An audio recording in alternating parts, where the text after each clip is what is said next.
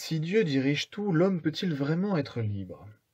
Nous avons vu que Dieu gouverne et contrôle tout l'univers, de sorte à ce que sa volonté s'accomplisse toujours.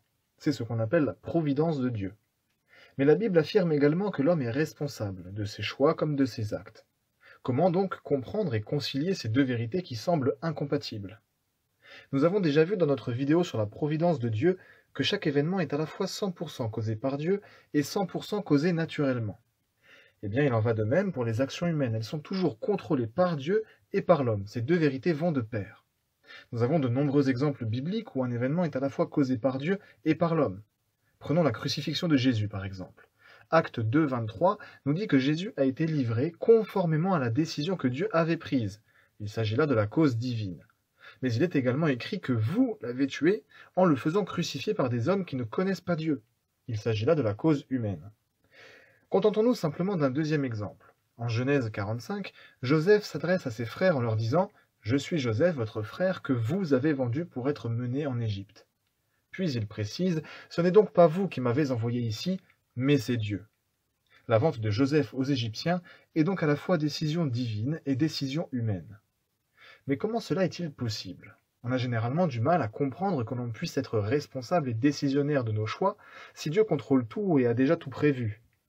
Pour comprendre, il convient déjà de bien définir la notion de libre arbitre. Spontanément, on a tendance à considérer que nous sommes libres si on fait ce que l'on veut, sans aucune contrainte, et avec la possibilité de faire autrement si on le souhaite. Le problème de cette définition, c'est que nous savons aujourd'hui très bien que nos choix sont plus ou moins conditionnés par toutes sortes de facteurs sur lesquels nous n'avons aucun contrôle. Notre éducation, notre inconscient, certains processus neuronaux, le principe physique de causalité, etc.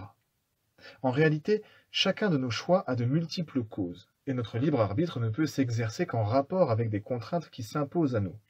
Par exemple, si je suis dans un magasin avec un groupe d'amis et que je choisis d'acheter une boisson de la marque X, suis-je la seule cause de ce choix? Non, je n'avais peut-être pas prévu de me rendre au magasin, mais j'ai décidé de suivre un ami qui avait faim, par exemple. En chemin, nous sommes passés devant une publicité de la marque X à laquelle je n'ai pas réellement fait attention, mais dont mon inconscient a pris l'information et qui a commencé à déclencher la sensation de soif en moi.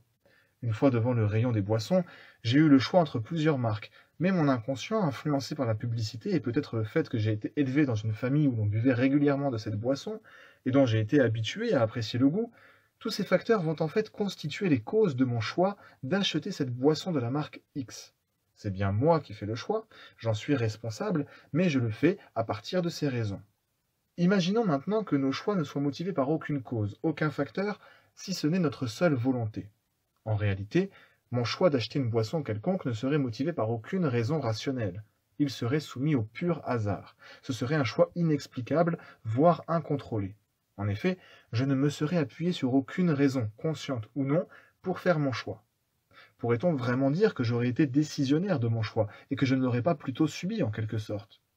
Et à l'inverse de notre premier exemple, une personne me connaissant très bien aurait été incapable de prévoir mon choix, moi-même je ne saurais l'expliquer. Finalement, cela remettrait même en question la notion de personnalité. Par conséquent, nous voyons bien que le libre arbitre ne peut s'exercer qu'en rapport avec la contrainte. Les deux ne sont pas nécessairement incompatibles, au contraire. De plus, des philosophes comme Frankfurt ont montré qu'il nous est possible d'agir de manière libre et responsable sans pour autant avoir eu la possibilité d'agir autrement. Ainsi, nous exerçons un libre arbitre dès lors que nous exerçons un certain contrôle sur les différents facteurs à l'origine de nos choix, et nous sommes moralement responsables de nos actes, car en nous se trouve ce contrôle à l'origine de nos actions. Pour en revenir à la question de la souveraineté de Dieu et de la responsabilité humaine, ces deux vérités peuvent donc se concilier sans contradiction. On parle en fait de compatibilisme.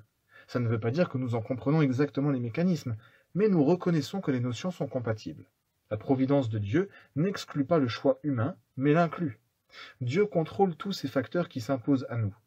Il y a une limite imposée à l'homme, mais dans cette limite, un certain espace lui est laissé. L'homme exerce un certain contrôle, qui est lui-même contrôlé par Dieu. Dieu n'a pas créé des robots, mais des esprits capables de volonté et de décision, et moralement responsables de leurs actes.